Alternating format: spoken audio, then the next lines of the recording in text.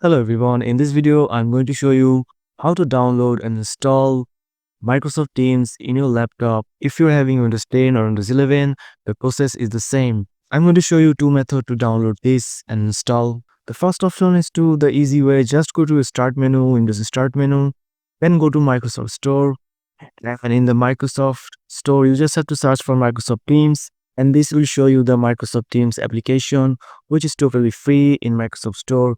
So you just have to click on install. It will just automatically download and install in your PC. You don't have to do anything. But for some reason, if the Microsoft Teams downloading from Microsoft Store is not working, there's another option for you. Just go to the Google here and search for Microsoft Teams download.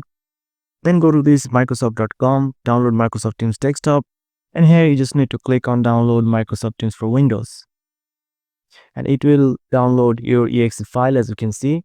Just go to the folder and double click to open the installer, and it will start to download the Microsoft Teams from the Microsoft Store. And after downloading the Microsoft Teams, it will automatically install in your PC. Now you can just click on continue and use your account from your Microsoft Teams.